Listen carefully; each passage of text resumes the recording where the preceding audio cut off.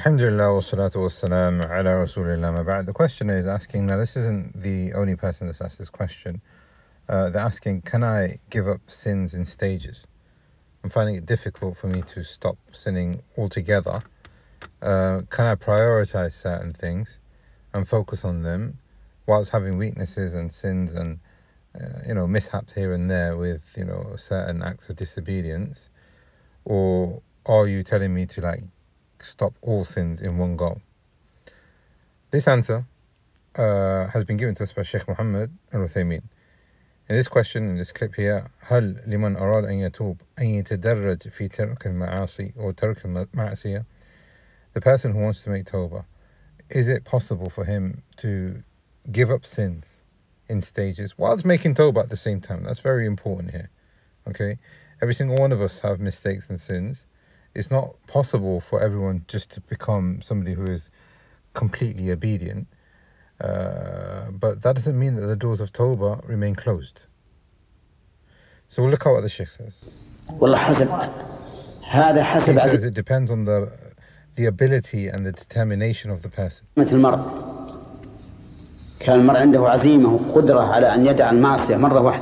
a person has the ability to just stop sinning completely, then he must do so. And we can see that also in the statement of the Messenger of Allah sallallahu alaihi wasallam. وَمَا نَهَيْتُكُمْ عَنْهُ فَاجْتَنِبُوهُ. What I've told you to stay away from, then stay away from it. He didn't say do it in stages or whether you've got an option in it or not. He said sallallahu alaihi wasallam, stay away from it completely. So if a person is able to do that, then khayr, this is good. This is really good. If the person is not able to do that, right, and they are, like we have said, falling short here and there, then they should work towards giving up all of those sins by doing it in stages. Just like Allah subhanahu wa ta'ala obligated the pillars and the obligations of Islam in stages, and not everything was legislated and commanded in one go.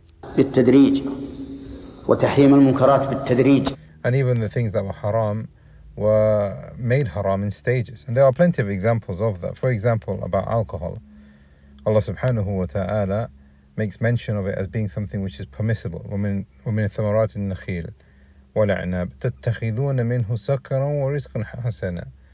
These things that you drink, it's a sakar, meaning it's an intoxication, but it's also a rizq. And then Allah subhanahu wa ta'ala alludes to it as being something which is bad. Yes, وَيَسَلُونَكَ الْمَيْسِرِ. They ask you about intoxications and gambling. قُلْ فِيهِمَا إِثْمٌ كَبِيرٌ وَمَنَافِعُ لِلنَّاسِ. Say that there is goodness in it, but the harm is greater. The harm is severe. And then Allah subhanahu wa ta'ala said that's the second stage of prohibition. Then we've got the third stage of prohibition where Allah subhanahu wa ta'ala prohibited it only before salat. After salat they can drink. يَا الَّذِينَ آمَنُوا لَا تَقْرَبُوا الصَّلَاةَ وَأَنْتُمْ سُكَارَى. And then the fourth one, which we find in Surah Al-Ma'idah, فَاجْتَنِبُوا لَعَلَّكُمْ تُفْلِحُونَ. One of the questioners who asked this question is a sister, and she was basically saying that there are other sisters that she knows, especially like teenagers, etc., they're struggling with the hijab. Would we recommend for them to start something like the abaya first, and then the hijab, and then the khimar, and then the niqab, and then the gloves, etc., etc., do it in stages? Or would you tell them, look, just do it and suck it up and learn to live with it?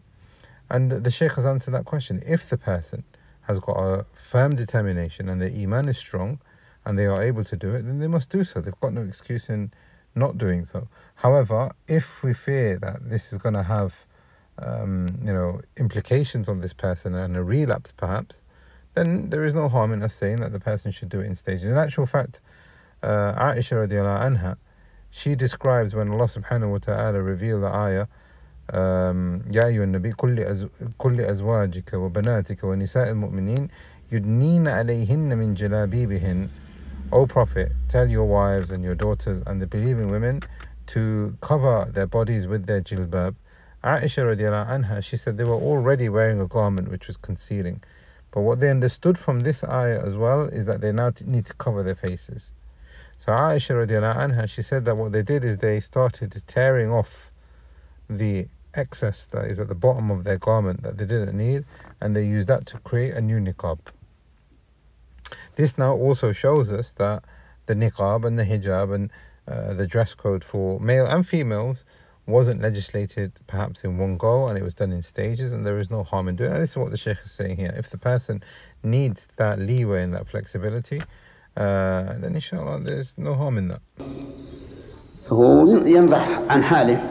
قد يكون التدريج يؤدي إلى أن لا يترك المعصية. And the Shaykh is actually making an excellent point here, is that when the person accustoms himself to doing good and staying away from bad. So now we can flip it and say, okay, the person is finding it difficult to establish his 5 salawat. Instead of concentrating on the nahi and the prohibitions, let's flip it and talk about the wajibat. So the person is struggling to wake up for fajr. Do we say to him, okay, completely abandon all the salawat? We'll say, no, pray Dhuhr, pray Asr, pray Maghrib, pray Isha. Let's establish those. Let's try work on the Fajr. And then the Shaykh is saying here now is that when the person is going through that process of programming himself, it could actually help him become refined, in the sense that that person now has become so accustomed to it, he'll never go back to the shortcomings and the negligences. وأنه إذا عزم على نفسه بتاتا صار هذا أقوى. But if the person has that firm determination that he's never going to do it again, through that programming as well, then this is going to, create and bring about a very firm determination. وقد يكون بالعكس. And the Shaykh is saying that it is possible that it could create a relapse, and it could be the other way around, or it could be that the person is able to give it up right away. But the answer has been found in what the Shaykh is saying, and then what he's added is certain benefits that a person should definitely take into consideration as well. I think this answers the question, and we ask Allah subhanahu wa ta'ala that He makes us of those who are obedient to Him, and those who find it easy and enjoyable even to be obedient to Him and staying away from His disobedience. هذا والله أعلم وصلى الله على